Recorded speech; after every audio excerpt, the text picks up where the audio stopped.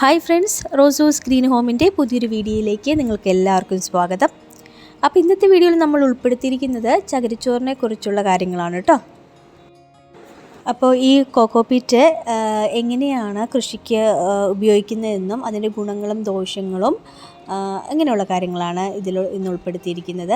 അപ്പോൾ അത് കാണിക്കുന്നതിന് മുന്നേയായിട്ടൊരു കാര്യം പറഞ്ഞോട്ടെ. നിങ്ങൾ ആദ്യമായിട്ടാണ് എൻ്റെ ചാനൽ കാണുന്നതെങ്കിൽ എൻ്റെ പേര് റീന. അപ്പോൾ കൃഷി സംബന്ധമായ എല്ലാ വീഡിയോസും നിങ്ങൾക്ക് നമ്മുടെ ചാനലിൽ കാണാൻ സാധിക്കും. അപ്പോൾ ഇതുവരെ സബ്സ്ക്രൈബ് ചെയ്യാത്ത ആരെങ്കിലും ഈ വീഡിയോ കണ്ടു തുടങ്ങിയിട്ടുണ്ടെങ്കിൽ ദയവായി ഒന്ന് സബ്സ്ക്രൈബ് ചെയ്യണം കേട്ടോ. വീഡിയോ ഇഷ്ടപ്പെടുവാണെങ്കിൽ കമൻറ്റ് ചെയ്യാനും മറക്കരുത്. അപ്പോൾ നമുക്ക് ഇതിനെ പറ്റിയുള്ള കാര്യങ്ങളിലേക്ക് കടക്കാം. അപ്പോൾ എൻ്റെ കയ്യിലുള്ളത് ഒരു 1/2 കിലോൻ്റെ കോക്കോപീറ്റാണ്. ഇതിന് ഏകദേശം 50 രൂപയാണ് വില. പിന്നെ ഇതിൻ്റെ പല സൈസിലുള്ള ബ്രിക്കുകളും ഉണ്ട് കേട്ടോ. ഇതിപ്പോൾ ഏകദേശം ഒരു ഇഷ്ടിക വലുപ്പത്തിലുള്ളതാണ്. അപ്പോൾ ഇതെങ്ങനെയാണ് നമ്മൾ ചകിരിച്ചോറായിട്ട് നമുക്ക് കൃഷിക്ക് ഗ്രോ ബാഗ് നിറക്കുമ്പോൾ അതിൽ ഉപയോഗിക്കുന്നത് എങ്ങനെയാണെന്നൊക്കെ ഞാൻ പറഞ്ഞുതരാം. അപ്പോൾ ഈ ചകിരിച്ചോറെന്ന് പറയുന്നത് നല്ലൊരു ഗ്രോ ബാഗ് നിറയ്ക്കുന്നതിന് വേണ്ടിയിട്ട് സഹായകമായിട്ടുള്ള പല വസ്തുക്കളിൽ ഒരെണ്ണമാണ് കേട്ടോ. അപ്പോൾ ഇതിപ്പോൾ ഒരു ഇഷ്ടിക രൂപത്തിലാണെന്ന് നിങ്ങൾ കണ്ടല്ലോ.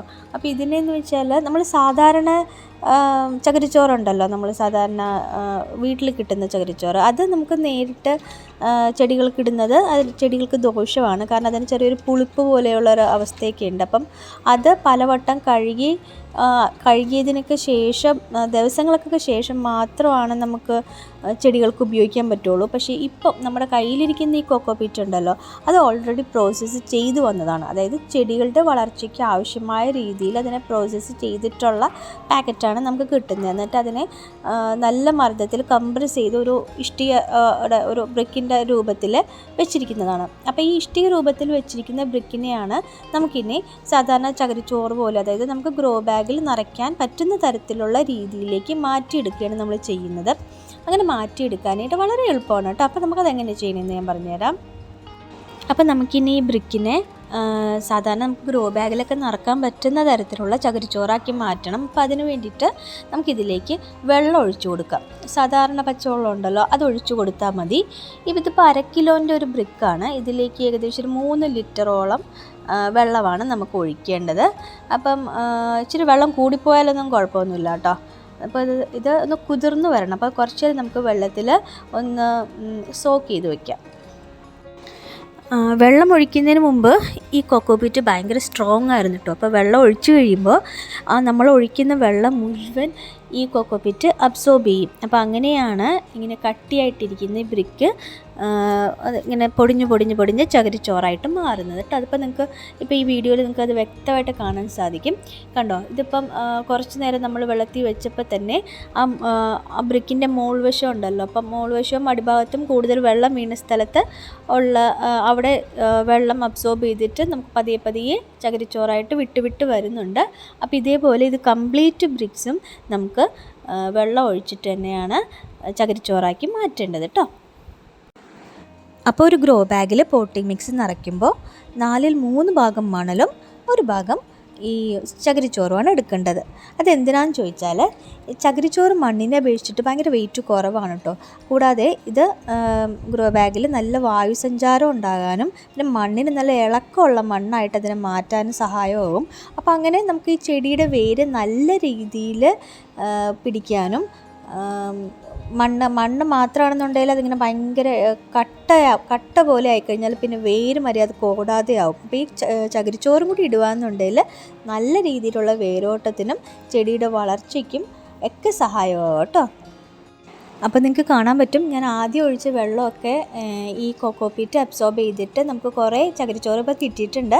പക്ഷേ ഇതിൻ്റെ ഉൾവശത്ത് ഇപ്പോഴും വെള്ളം എത്തിയിട്ടില്ല. അതുകൊണ്ട് നമുക്ക് കുറച്ചും കൂടി വെള്ളം ഒഴിക്കാം. എത്രത്തോളം വെള്ളം ഒഴിക്കാവോ, അതായത് ഫുൾ ചകിരിച്ചോറും കിട്ടുന്നത് വരേക്കും നമുക്കിങ്ങനെ ആവശ്യമുള്ളത്ര വെള്ളം ഒഴിച്ചു കൊടുക്കാം കേട്ടോ. ഇനിയിപ്പോൾ വെള്ളം കൂടിപ്പോയി വിചാരിച്ചിട്ടും പ്രശ്നമൊന്നുമില്ല.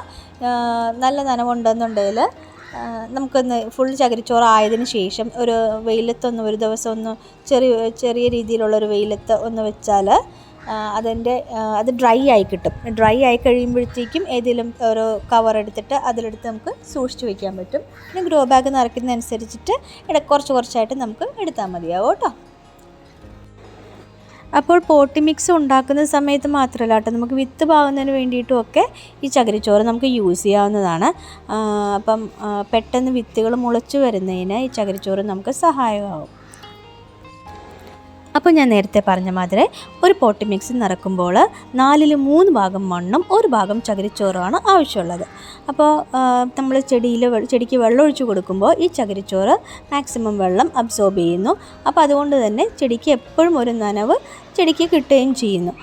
ഇനിയിപ്പോൾ നമ്മൾ ഒരു ദിവസം വെള്ളം ഒഴിച്ചില്ലെങ്കിലും ഈ ചകിരിച്ചോറിൻ്റെ അകത്ത് നനവുള്ളത് കൊണ്ട് തന്നെ ഒരു ദിവസമൊക്കെ വലിയ കുഴപ്പമില്ലാതെ ചെടിക്ക് ഒന്നും പറ്റാതെ അതിന് നല്ല രീതിയിൽ നിൽക്കാൻ പറ്റുന്നു. പക്ഷേ ഇനിയിപ്പോൾ ചകിരിച്ചോറ് കൂടുതൽ നമ്മൾ ഇട്ട് കൊടുത്തിട്ടുണ്ടെങ്കിലോ അത് ചെടിക്ക് ദോഷമായിട്ട് വരും. കൂടുതൽ ചകിരിച്ചോറുണ്ടെങ്കിൽ അത്രയും വെള്ളം ഈ ചെടിച്ചട്ടിക്കകത്ത് ഈ ചകിരിച്ചോറ് അബ്സോർബ് ചെയ്ത് ആ വെള്ളം എടുത്ത് സൂക്ഷിച്ചു വയ്ക്കുന്നു. അപ്പോൾ ഓവറായിട്ട് വെള്ളം ആവശ്യമില്ലാത്ത ചെടികളുണ്ടല്ലോ, ആ ചെടികൾക്ക് പതിയെ ചീയുന്നതിനുള്ള സാധ്യത ഇതുവഴി ഉണ്ടാവുന്നു കേട്ടോ. അപ്പോൾ നിങ്ങൾ പറഞ്ഞ അളവിൽ മാത്രം, അതായത് 3 ഭാഗം മണ്ണും 1 ഭാഗം ചകിരിച്ചോറും ആ കണക്കിന് തന്നെ പോട്ടി മിക്സ് തയ്യാറാക്കാൻ ശ്രദ്ധിക്കണം കേട്ടോ. ഇനി കൃഷി ചെയ്യുന്നവരുടെ സ്ഥിരമായിട്ടുള്ളൊരു സംശയമാണ്, മണ്ണ് അധികം ലഭ്യമല്ലാത്ത സ്ഥലങ്ങളുണ്ടല്ലോ, അതായത് ഫ്ലാറ്റിൽ താമസിക്കുന്നവർ, ടൗണിൽ താമസിക്കുന്നവർക്കൊക്കെ മണ്ണധികം ലഭ്യമാകുകയില്ല. അപ്പോൾ അവർക്ക് ഈ കോക്കോ പീറ്റിൽ മാത്രമായിട്ട് കൃഷി ചെയ്യാൻ സാധിക്കുമെന്ന് അങ്ങനെ ചോദിച്ചാൽ തീർച്ചയായിട്ടും സാധിക്കും.